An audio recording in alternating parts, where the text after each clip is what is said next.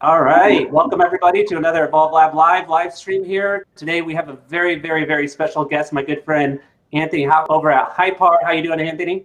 Hi, good.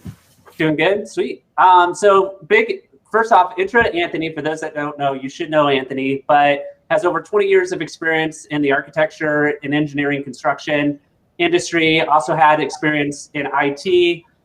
Followed by 10 years at Autodesk, of course, one of the biggest software companies that services architecture, engineer, construction.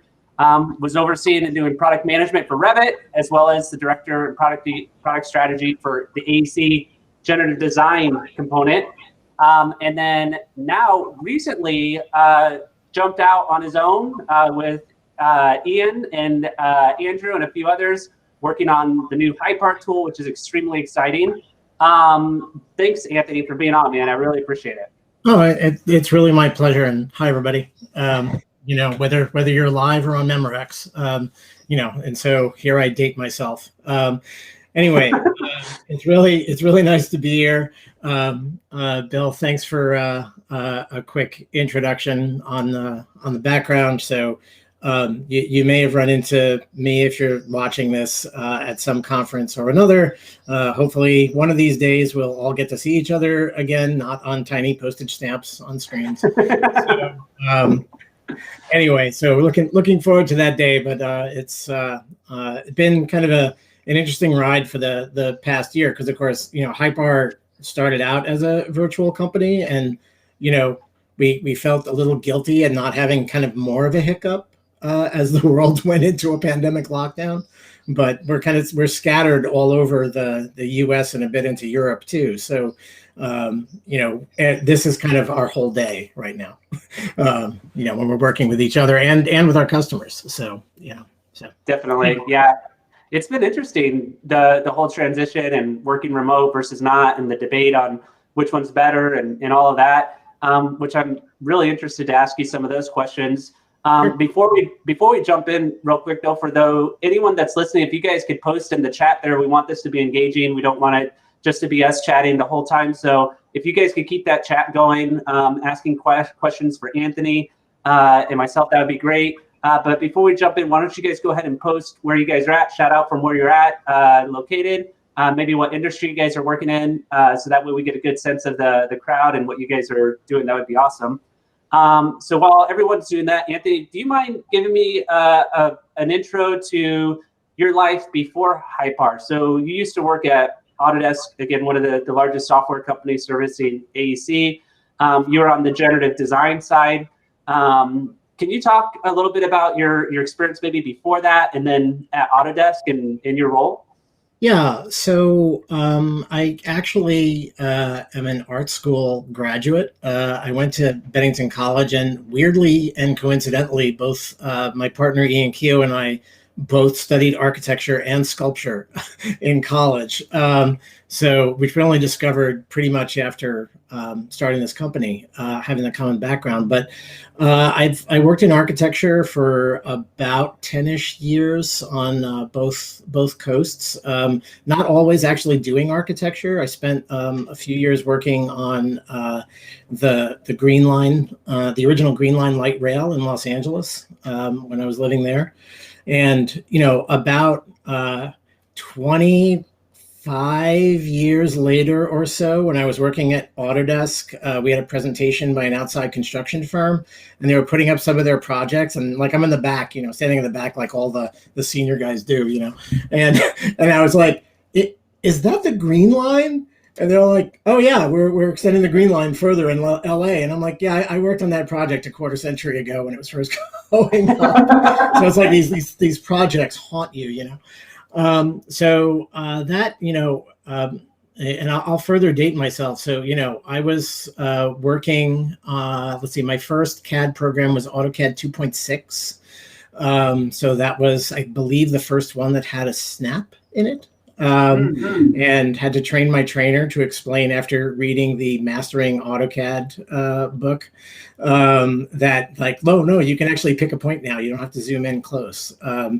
So, since then I've been involved in the kind of technological aspects, but while also, designing or just being, a production guy for a long time. And in the early 90s, two crashes ago, hey, I went into construction for about 3 years and worked in a millwork house in Albany, New York, and took them from hand drafting into CAD. But there's nothing that brings accuracy and attention to your work as a very angry carpenter coming up the stairs with one of your prints crumpled in his hand. So it was a great experience because it was a relatively small firm, as many millwork firms are as firm sizes go. And so you end up getting involved in all the aspects of the business. So, you're both making sure, for example, like, yeah, sure, the drawings got to hit the shop, but you got to make sure the materials are going to be there. You got to make sure the cabinets are going through in sequence. And there's like so much sympathy you get for what happens when those drawings land on somebody's table, because as a subcontractor, you're getting all these architects' drawings and they've got like, some vague, square, and you're supposed to like figure out that, yes, that's a countertop and it's got so many lineal feet of under cabinets and blah, blah, blah. So after that, I got back involved with architecture by joining EYP, which is Einhorn Yaffe Prescott Architecture and Engineering, when they only had a couple of locations, I think, just in Albany and White Plains, New York. And I mean, since then, through any number of business transactions, it's like all over the country. I was there during the .com boom, and I had transitioned from kind of being on the project side into IT. In a couple of years, I was running IT, and we just went through this like go-go 90s period when the .com boom was going on, and we started a whole division on data center electrical engineering support, right? And so, which is less complicated than it sounds, actually. At least as one of the electrical engineers I worked with said, he says, like, yeah, usually you give one thing and now you put in two. It's just whatever. But in any case, the interesting part about that was just the kind of explosive growth that occurred in the company. And usually, and I think a lot of folks watching this probably have this experience, like, oh, I need a new piece of equipment. Like now it goes through like 4 levels of approval. It's like $3,000 or whatever it is. I'm like, oh no. And this was just completely different. The company had to grow so fast. We were like ordering 10 PCs on spec every week, just bang, bang, bang, because they were just growing so much. And the company went in a couple of years from like, I think it was like 300 people to 700 people. And it's just managing that growth so that, the machine basically kept turning was a really good experience too. And then, when that basically, after we sold off that division just before the .com crash, everything kind of turned into a routine, and I got bored and joined Autodesk. That's great. It's incredible. So you were... sorry, I'm getting a little bit of echo. Anthony, I don't know if you have headphones, but there might be echo in here. I don't know. Interesting. Yeah. Hearing echo, but okay. Here, let's try this. Maybe it'll go away. How is this? I think that's better. Is that any better? Yeah, that's a lot better. No echo. Okay, sorry about that. No, that's okay. You mentioned your sculptural background, you and Ian having a sculptural background. I was commenting on your coffee cup. Can you show everybody your coffee cup? Oh, this is just kind of a local, let me see if we can get this on the camera so people can see it. There we go. Look at that. This is actually a local ceramic artist that sells out of a shop in Concord, Mass. So, I have a couple of his cups and, And it's funny, coffee cups always seem to come up in these conversations. I have these, I don't have it here on my desk, but I was talking with Evan Troxel, who some people might know from his podcast or other professional contacts. And I knew that he liked to talk about coffee cups.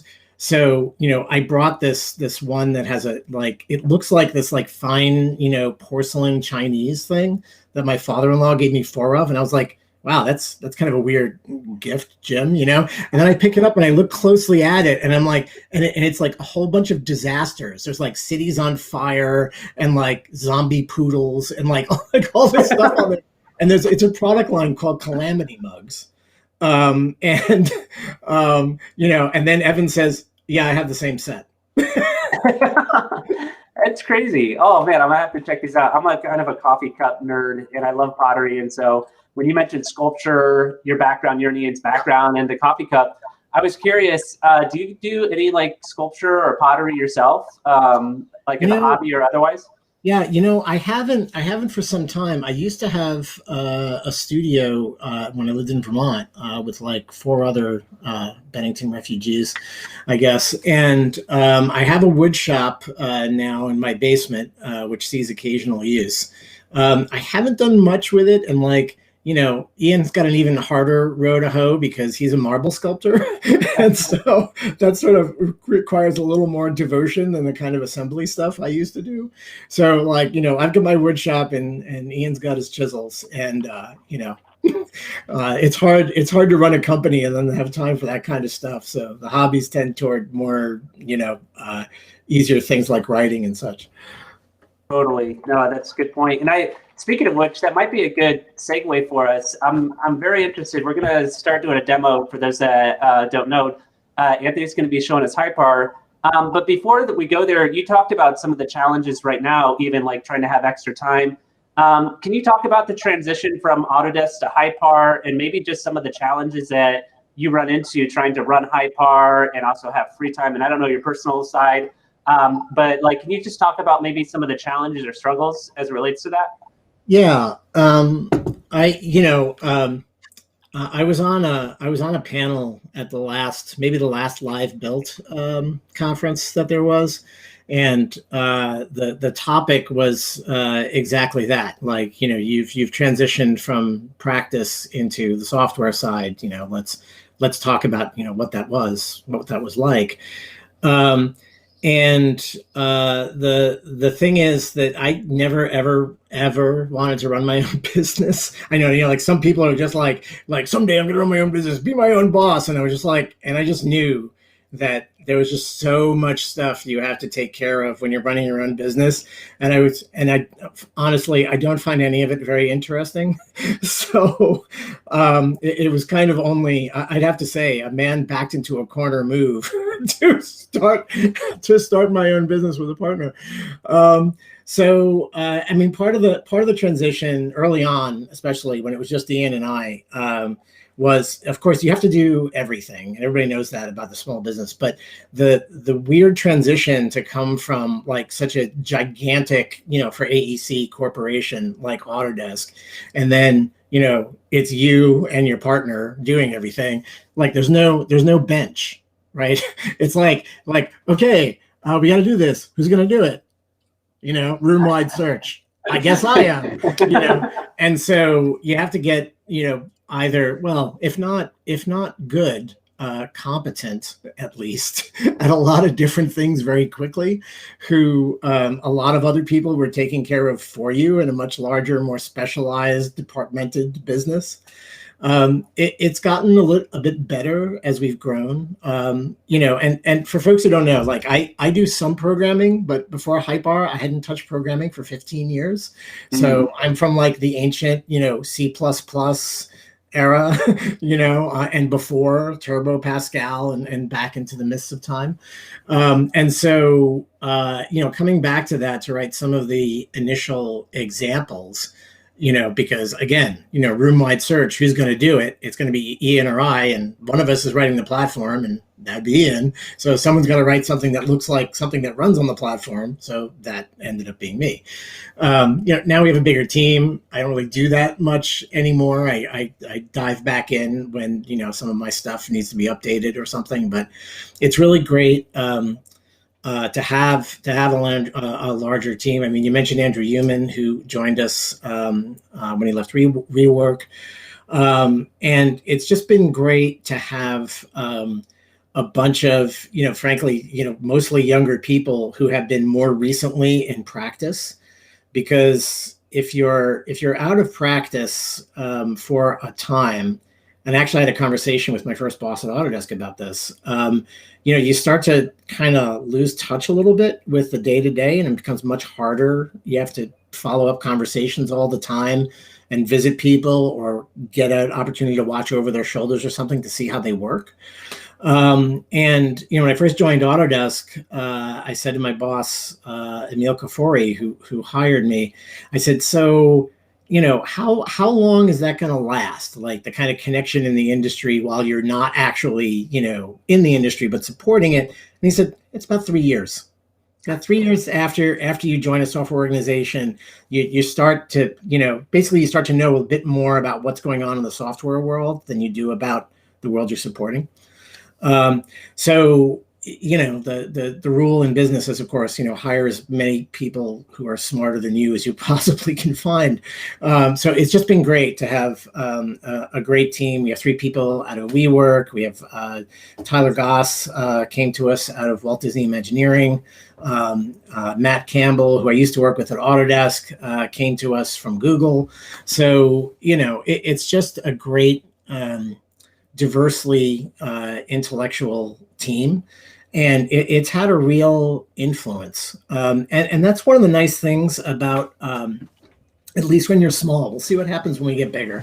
We're trying to build a culture of there's a lot of consensus, as long as much time as that takes, but it's extremely valuable. And you get all kinds of ideas from people's past experience. And as is the nature of software, you get about 400,000 times as many ideas as you can easily execute on.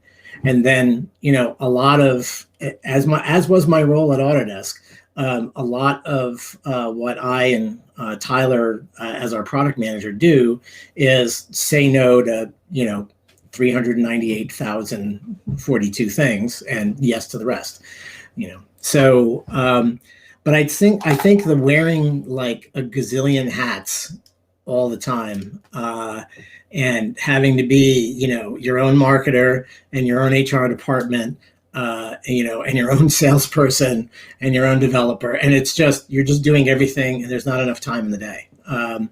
It feels that way when you're working for a big company, but essentially it's like everything's on fire all the time. You just got to decide what to throw water on, today. Definitely. It's hard. It's hard running your own company. And I find like even myself, I'm really just like a business admin role now. It's like whatever my team needs, I have to do that. I have to get them the software they need. I need to make sure they have the computers they need, make sure that they have the benefits that they need. Like it becomes kind of that role. And then you're janitor and website designer and, delegating what you can, but a lot of times doing it yourself. It's like very, very difficult. Yeah. And you get these alerts, from like Gusto, like Massachusetts law has changed. Like, great. Now I have to understand that. Exactly. I like your comment too earlier about saying no to a lot of things and just ideas that you have. And I've been on a soapbox recently just about like ideas are a dime a dozen. It's the execution that matters. Like if you're able to execute and what you can execute. I really liked your comment on saying no to some things and saying yes to other things, which might be a good segue into Hypar. If you don't mind, Anthony, maybe we could segue into you sharing your screen and maybe just talk about the things you guys are saying yes to and why you're saying yes to those things. Can you talk as you're getting that set up? I'm curious to see what is Hypar specifically, or why Hypar? And I'm gonna give you the screen now, so we should be able to share screen. And can you talk about the things you guys are saying yes to and why you're saying yes to them? Yeah, can you see this slide that's up right now? Yep. Yeah, so oddly enough, why Hypar is one of our usual slides. Everything that Hypar is came out of conversations that Ian and I had over stemming from observations we had from the industry. And, you get a certain perspective from inside Autodesk into lots and lots of different firms all around the world. And you start to see a kind of commonality.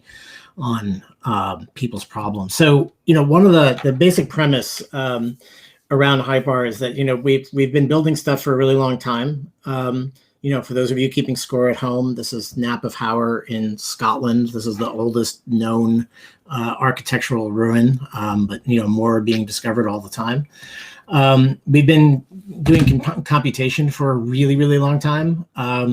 And folks who maybe got up early enough to start watching the Chuck Eastman symposium that started earlier today know that even before a paper like this from 1970, in 1962, there were papers being submitted talking about what do you do with computers and buildings, and how do those two things combine.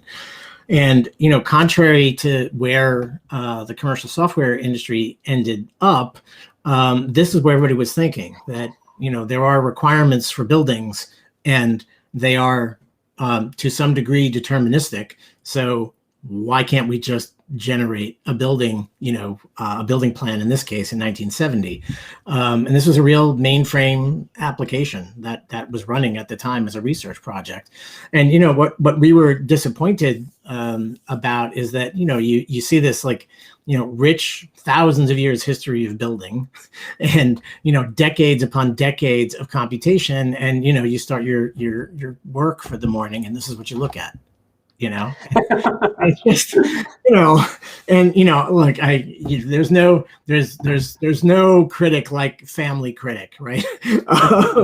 And in my last few years at Autodesk, I just started looking at this screen and wondering, why do I have to start everything from a blank page? And this was kind of the fundamental question around Hypar. Like, what would it be like if you didn't start every project from a blank page? And I wouldn't say we have the answer for this at all. I think there's a lot of answers to this, but I can show you some of the stuff that we've been doing, and hopefully this comes across the video link as we go into our New York, all that sound and all those screens. So these are a few examples of things we're working on.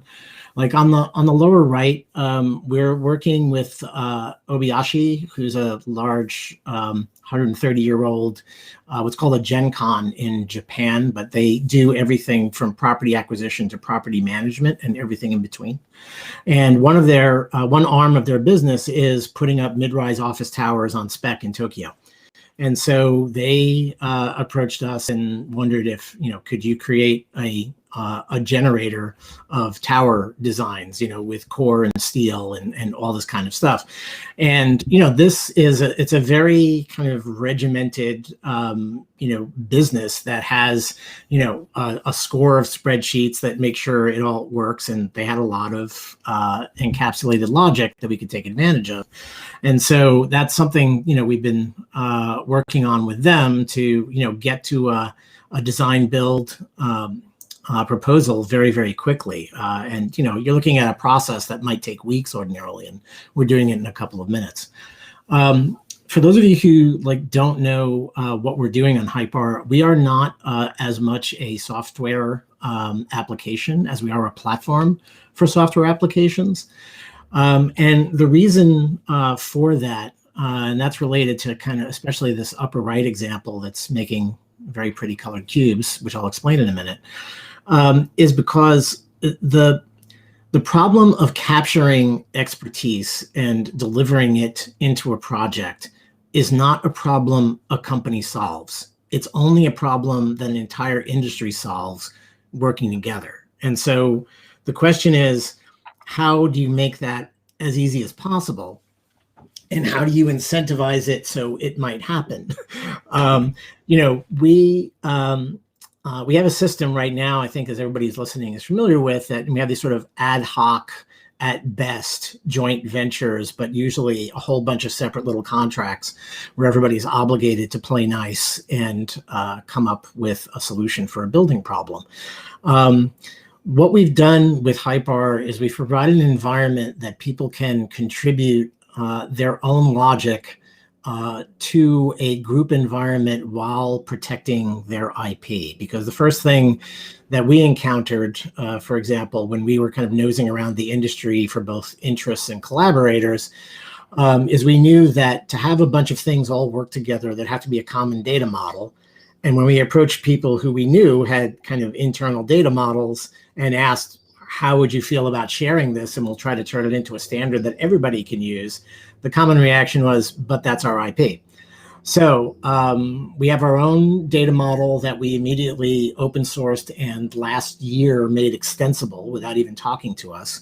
And the whole thought behind this is to make possible things like you're seeing on the upper right. So I'll name check Marco Giuliani here, who I believe is over at Callison RTKL now. And so what he did is he took a couple of these pieces of applications, which we call functions. And those are the kind of things that he's opening and closing here. And he took a few that we had written and he added the MJ procedural apartment and the MJ procedural mass and the program floors functions that he wrote. And coming all together, it starts creating something that will distribute apartment units throughout a complex of building envelopes. And this is really the vision we're trying to proceed on. We would rather not have to put expertise on the platform, although that's kind of the major part of our business right now. We want to provide an environment where people can, take that script that they've been working on and they have to rewrite every project because every project is just suddenly a little different, and give them an environment where they can get it on the web, get it immediately distributed worldwide or to their team or in their company or whatever they want to do, but also not build everything themselves because other people have put something in the same environment that maybe they can take advantage of. And so, we're in the kind of the same situation that the Apple Store was originally. Like the Apple Store did not open up like, here's a marketplace and no one's selling anything, right? They had to kind of seed the market with a bunch of Apple apps to give people the idea that, hey, you can put something on here and you can charge for it and make money. And so we keep doing examples like in the upper left, this is the one we've been talking a lot on. If anybody's following Hypar or linked on Twitter or LinkedIn, you'll have seen us, bring this one out a few times, but we did an office planning job for a company called Unispace, and in parallel, we were also working on a very different one on the left. And this comes from a point where all you've got is a DWG, right? So this lets you drop in a DXF export. Basically invest some intelligence in that, which then the various algorithms start populating, in this case at first with just pure open office and steel case furniture. And then it probably won't surprise some people that Andrew Human's been the lead on this project. And what you're seeing here is like adding in corridors and all this kind of stuff. And this is just a way of doing a couple of different things. We did this just to show that you could have, a generative environment that would come up with something plausible for a typical problem, an office test fit, but also more importantly in our eyes, that you could actually intervene into that solution and add your own human expertise to it, not to make a pun. I'll just give Andrew some credit here, just from his experience at WeWork, bringing to the table that he had done some work where a fully automatic solution was delivered to designers that they just would not adopt. And it became very clear that being unable to intervene in an automated solution was really just not going to fly. Because there's always that 10%, 5% that the algorithm just isn't going to capture and the human can do very easily. So, I would say I've sort of given up like trying to define these terms a little bit, but this is kind of not exactly what people might call, pure generative, but it's kind of generative and augmented design together. And I'll just note, the thing on the lower left, the retail, basically the grocery store creator, that was made a couple of years ago by two people who had barely heard of Hypar, and one of whom had once taken a C# class and The other one was a highly experienced developer, but not on Hypar, and they put this together in about 26 hours during a hackathon. So yeah, we're trying to do essentially the hardest thing that a startup can do, which is engender a two-sided market. But we don't see any other answer to what we think the industry needs to do to go forward.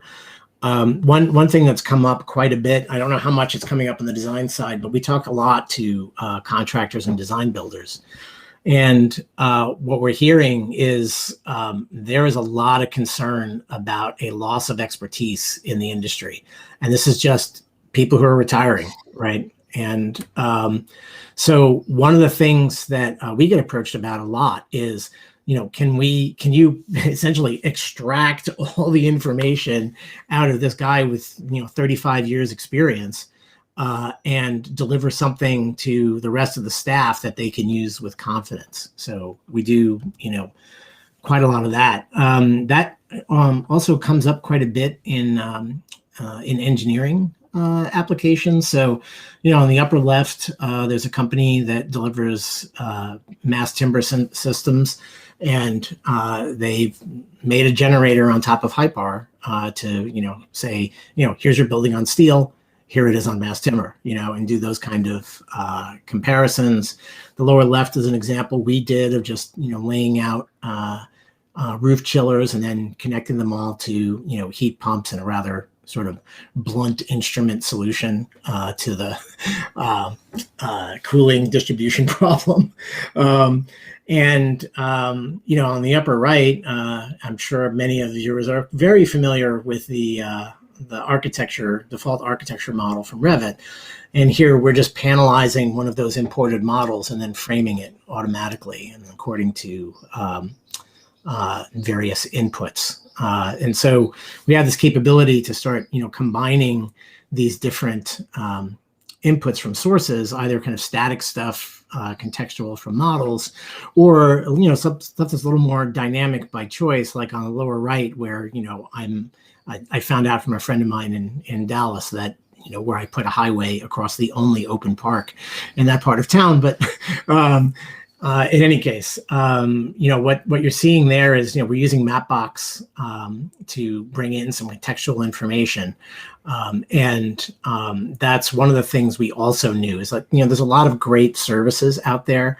We're not going to duplicate them. We don't want to compete with them. What we want to do is let people assemble solutions out of what they consider the best of breed and come up with, these what we call workflows to come up with design solutions. And this is incredible. And it even gets this detailed. A company whose name I can't mention, but does roof drainage systems. The interesting thing that we find from folks who come to Hypar is a lot of them are not people who necessarily design stuff as their business. They deliver actual stuff, but design is part of what they have to do to deliver that stuff. So this company, they have, a whole engineering team who they engineer pre-sales, they engineer post-sales, they engineer sometimes post-installation halfway through when something goes wrong in the field. This roof drain system, consumes an awful lot of design time, which is only compensated by selling more pipe, right? And so, as a pure cost center, what they want to do is, compress the time it takes to come to a viable solution down as far as they possibly can to zero, because what they're making money on is delivering a complete roof drainage system to the site. And so, I closed they're engineers, right? So I closed half the windows in here that they want to see. But, this stuff gets really kind of involved, where it's just eating the 3D because they care about all this stuff to get the bomb out at the end and basically to set up their production for delivery on a project. And so we're trying to close their loop as tight as possible. And we've been working with them for about nine months now, actually getting closer to a year, in fact. And they have many more ideas on how they want to generate more and more systems. that they work on. And this, goes into, developers too. We're talking with a large warehouse builder here in the US.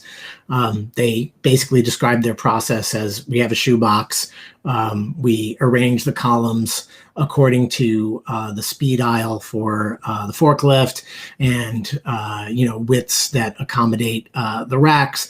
And then because of whatever reason on the site, we have to chop off corners and chamfer them in this. And, we want to come to a design quick. And again, they make money when they're building. They're not making money while they're designing, right? This is all time to market for them. And then, we wander into analysis too. So like on the upper left, I want to highlight working with an organization called the City Intelligence Lab over in Vienna. And they have a machine learning based wind comfort model. And that's, again, it's a service, right? We're not going to make that, right? We don't know anything about wind comfort. We know some things about ML, but inside the Hypar team, we're not going to put those two things together. But they did. They're specialists, right? And so we have a connector out to their service, so you can do a wind comfort analysis wherever you want to land on the world, and it's not taking a long time because it's doing a statistical feedback, not a detailed analysis of that place, right? Which of course would also be available to you if you wanted. On the upper right, just as a kind of experiment to show that we can actually do stuff with this high precision. For those in the audience who haven't actually tried to put up something in Midtown Manhattan, there's some very particular requirements, including that Waldron diagram that you see on the right. Every architect building in Midtown has to submit one of those to the building department to demonstrate that they're compliant with daylight ordinance. No one knows how to do it other than some every now and then a specialist in a firm, or usually a specialist firm that consults. So we put a few weeks into putting this together, and that's something that's downloadable as an SVG into your favorite drawing medium of choice, and gives you this kind of pass-fail thing. And we just put a video up on YouTube on this one where we round trip that through Rhino, and that actually came from a particular request from an architecture firm.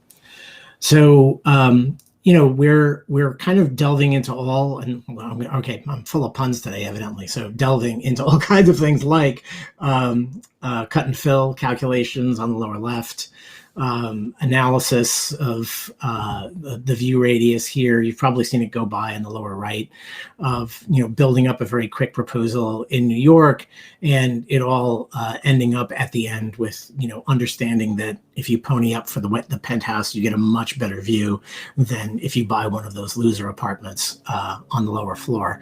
So that's coming up on the lower left. But one thing that video is trying to show is that each of those functions coming in that's stacking up on the left, each of those represents a building system, whether it's the building envelope, a facade, the structure, and then finally there's this analysis that does the view radius. And these are all mixable and matchable because they're based on our open data standard.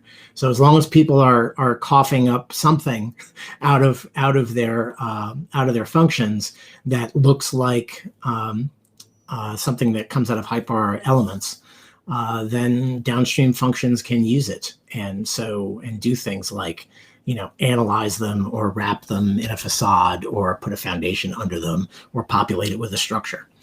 So one cool thing we've been doing too is this kind of Revit connector. So that framing application on the right that I showed earlier, we're changing the stud interval here, and then that's going to just stream down into Revit, and it's not bogging down the model at the moment because we take advantage of Revit's graphic drawing API. So we're actually just drawing this stuff in the model, but it's not actual Revit elements yet. And so this way, Hypar becomes an environment where you can try something out, go check it out in Revit, and when you're kind of happy with how that's going, then, bake it into the model and do all your documentation, but you don't have to kind of bludgeon Revit into being a design tool. Because, let's face it, I ran the beast for 8 years. It's very, very good at doing coordinated construction documents. I wouldn't want to live without it. But it's, when you want to try to make a fast design decision,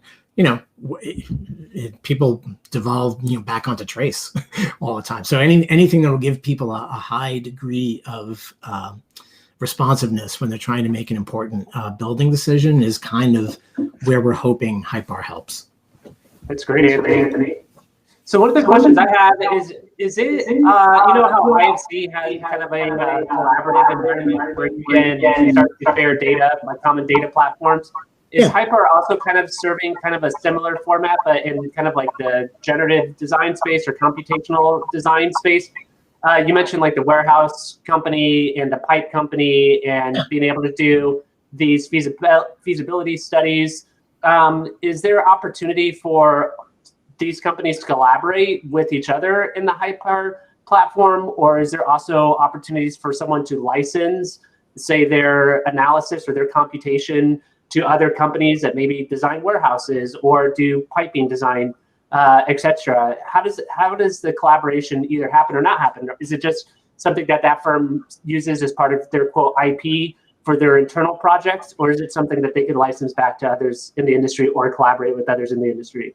Yeah, so we're really hoping that, yes, that collaboration starts. We're starting to see it a little bit on especially on the building product manufacturing side and working with design builders, because there are certain sectors that different companies invest in, and they already do business with one another on a kind of regular basis. Even if it comes back to a bid, they end up working with the same partners repeatedly. And so we're starting to see people realize that they could supply, their part of the expertise and dovetail up with another companies to come to a good result. And so one of the things that we haven't instantiated the marketplace yet, but it's kind of behind the curtain right now, I guess. One of the places we're going to take Hypar is the ability to not just share this with your organization, but share it externally for compensation. Right. So if and I'll pick a company that we're not doing business with. So let's say, for example, IBM had some way that they did office planning and thought that was really great, and they use it internally. And while they're there, why not see if it could generate a revenue stream for people who are IBM wannabes and want to design their office like IBM designs it, or Google does that, or whoever. So one possibility, and some of our customers see it this way, is that once they're well integrated on Hypar with their procedures and they're very happy with it and it's really making the money, to try to have it make them more money by sharing it out and saying, put your piping together in this way, and it's the same kind of thing that a manufacturer is doing, any manufacturer is doing today, where they make a bunch of Revit content and they make it for free. And then they're like, maybe someone will spec us. So some of them look at it and say, oh, we have a very good way and it's unique, and, we're going to charge people. Other people say it's a marketing opportunity for us. It's an onboarding for our future customers. Some people want to hold something very close because they consider it very differentiating. So there's a whole spectrum of extreme openness, and I would start to put kind of Obayashi in that group, because they're very interested in making some of the things that we've done for them public. And then there's literally customers I can't even talk about. So it sort of depends on where people think their main business advantage is, but we've designed the platform to allow people to share as much or as little as they want, depending on their business stance. So our hope is that people will share, because one of the contrasting characteristics between AEC and the software industry is that the software industry shares a lot. And the reason that software moves faster and faster every single year until there's just no possible way any single person keeps up with what's going on, is that everyone is building on the successes of one another. And, this capability to build on the work of other people, and not starting all the time from a blank page, is what we want to bring from the software industry into AEC, because, it seems to work, right?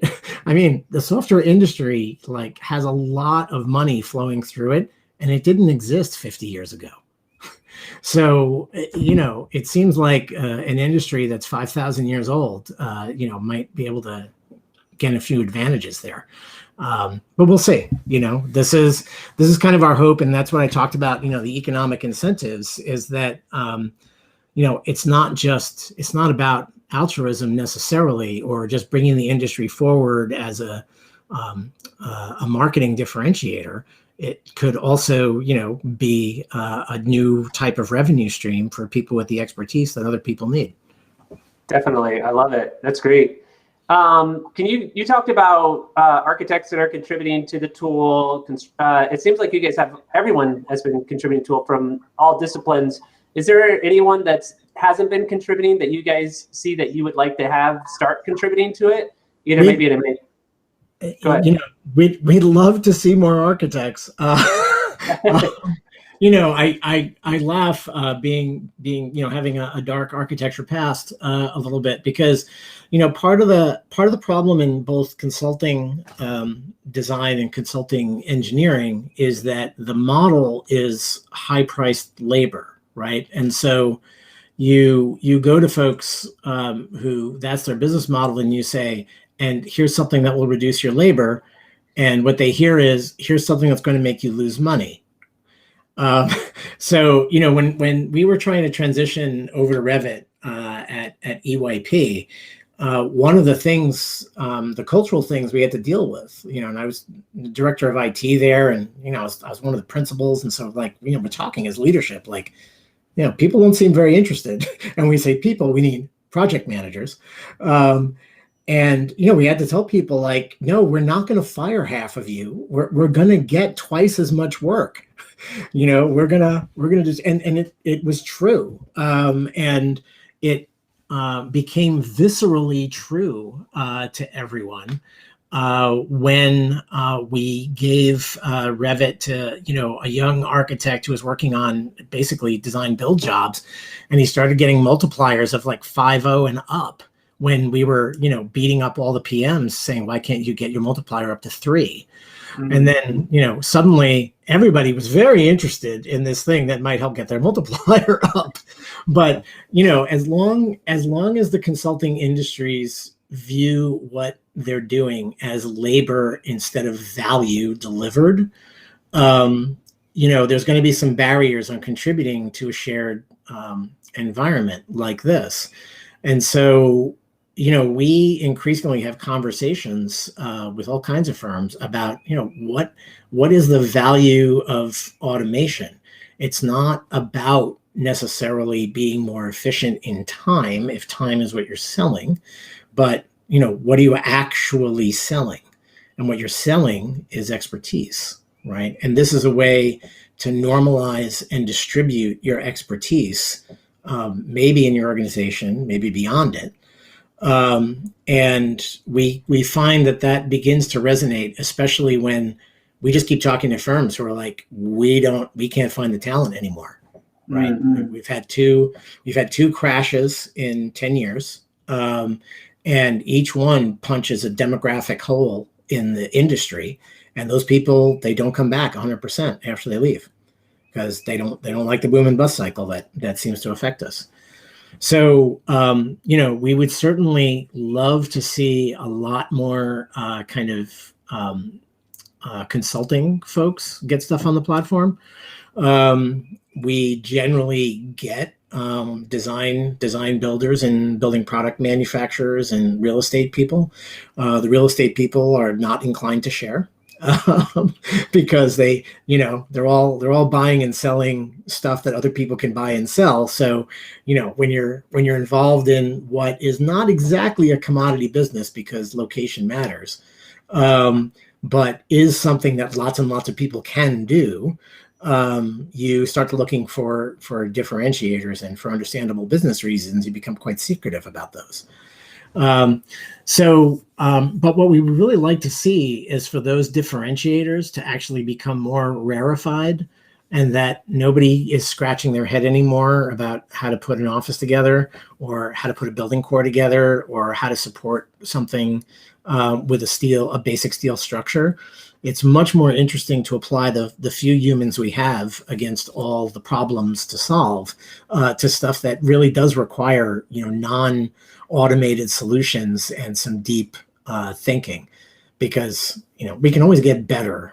The idea that we're ever gonna we laugh about this one, and I've literally been laughing about this one for 6 years, because when we first started doing generative design at Autodesk, the joke was push a button, get a building. It never works that way. But what you can do is not waste valuable humans' time on things that everybody knows how to do, and never ever again see an architect spending the first 3 years of their professional careers laying out commercial bathrooms. Really, that's what we want. 5 years of school, hundreds of thousands of dollars, put together a commercial bathroom. I don't know. I can go on, but it just seems like there's many opportunities for these sort of commodity pieces of expertise to be on a platform. And if you don't want to force your competition to write exactly the same thing that you just wrote, charge them for it. So that's where we're at. We'd love to see some more design contributions out there. We generally see it from folks who have gone off on their own and made their own consulting firms, which is now competing with the design firms offerings. Run your own business with all that entails, or come work for us. And a lot of people are opting to start their own businesses. So in any case,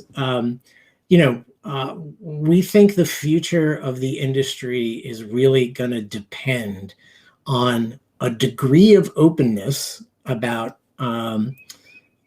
encapsulating what we all know, and then differentiating on what you should differentiate on, right? Which is unique expertise and unique opportunities. Yeah. And if you talk about monetization services, I was part of a meetup about 4 years ago. We were talking about the future of the industry and future of our profession. And one of the comments that resoundingly came back is that it seemed like the engineering side seemed like that could be the most amount of commoditization. And I might get a lot of slack from a lot of the engineers in the group. But on the engineering side, not that it's not creative, but it's very math-centric and very rules-centric. Where architecture, a lot of people don't want to, and what I've been seeing in forums is don't automate the creative side. That's the fun part. I want to be creative. I want to be able to do design. I want to design a floor plan.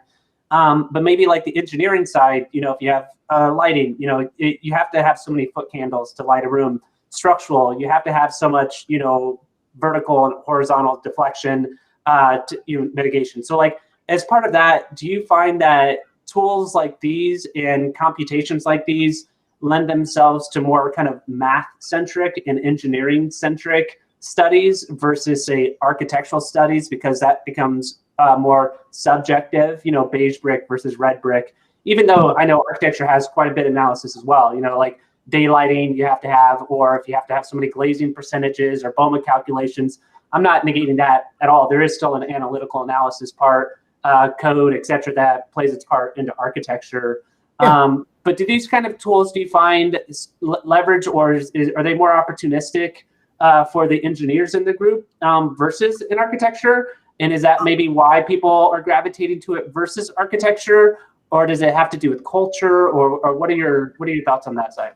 Yeah, and Bill, you can stop screen sharing. We don't need to bore everybody with the framing as our background. But you know, you would think, I can tell you that we have had conversations with engineering groups, and they would take a lot of issue with the idea that they don't have to be creative, because they actually do have to be very creative.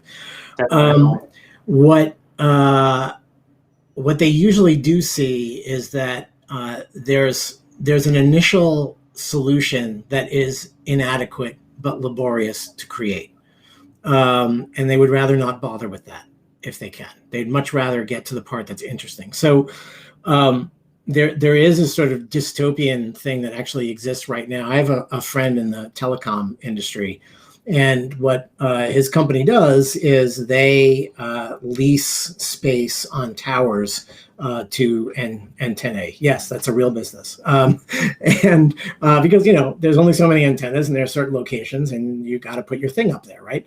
And he described the telecom tower engineer's life as, so the computer presents a solution, and the engineer moves a couple of things around, and then the computer tells them how much worse they've made it, and then they put it all back, and then they hit print.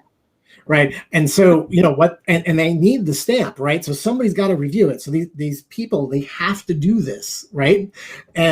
But what the cultural effect in the firm is that when they get an unusual job, it's a new tower in some, difficult place, like every engineer is clawing to get on it, because they want to exercise some of that PE they work so hard to get. The trick here really is that let's free up the human creativity for creative problems, and not have people concentrate on keeping 42 identical classrooms in sync on several floors. I mean, really? These are just not things that people should be exercising creativity on. They get stamped out of a cookie cutter job after job. If there's something unusual, point the cookie cutter at something else that isn't, right? Mm-hmm. But there's no reason that we have to treat everything as if, it's sui generis. Who has ever thought of an auditorium before? Yes, there are places to do that. Look at some of the beautiful, concert halls that we've seen built around the world in the last couple of decades. There's a place for just a very, design. But is that in the school auditorium? Probably not. Mm-hmm. So it's where we put our effort, right? But there's only so many of us. There's only so much we can have the humans pay attention to. There's more humans all the time, and there's proportionately fewer designers. So who's going to make? How are we going to scale those designers to the right problems? There's just no way. I mean, I'll just note, some people might have noticed, a few years ago, Autodesk University, they had a speaker who announced the opening of the first architecture school on the continent of Africa. One architecture school for a continent. Buildings are going up. Mm-hmm. Who's doing it? Can we make that better? Can we give people automation to make their buildings better, even if they don't have access to the talent? I think there's lots of opportunities to help make better decisions worldwide and raise the standard of living for folks if they have access to the right expertise without having to necessarily engage a professional right away. I'm going to plug a book, right? This is the Hypar Bible. It's called The Future of the Professions. It's a sociological study by a father-son team, Richard and Daniel Susskind. And it talks about 4 professions: medicine, law, architecture, and what is the 4th one? Now I can't remember what the 4th one is. Oh, accounting. Yeah.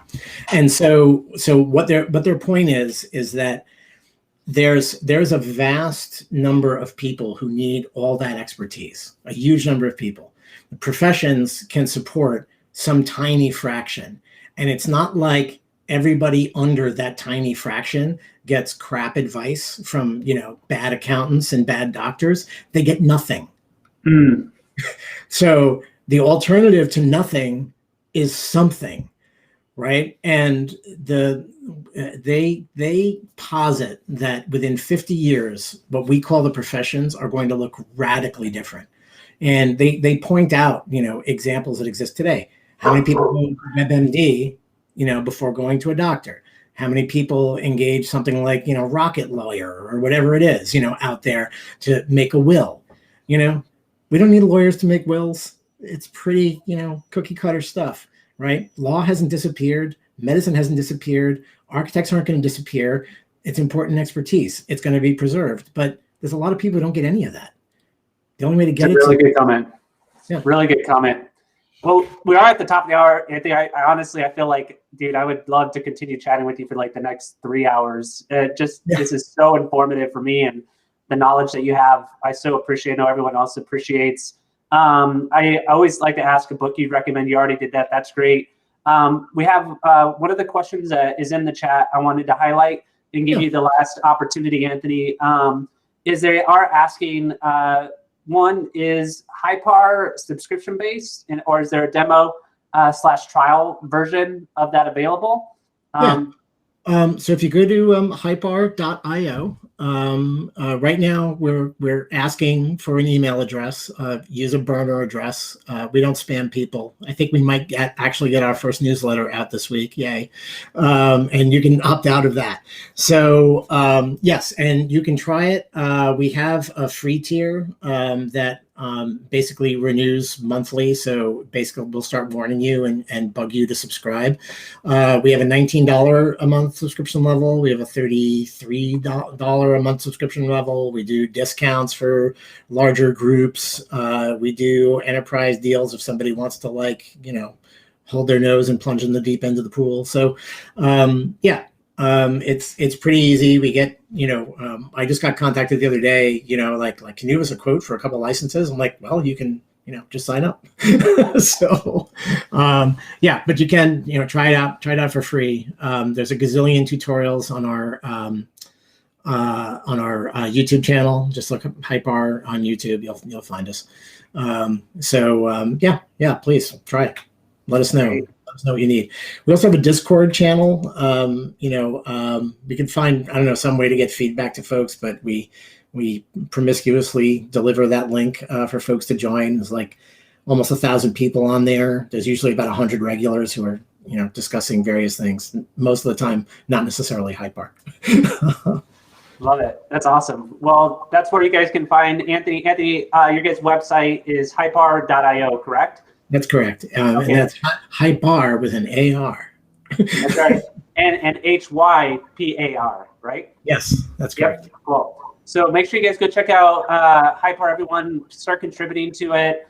Anthony, thanks so much for being on the show. Appreciate all the advice and logic and information. You're so full of so much data and knowledge. So really appreciate all that for doing a demo of Hypar, what you guys are doing. Keep up the awesome work. You guys are doing incredible stuff, pushing the industry forward, and making some really great strides. So really appreciate that.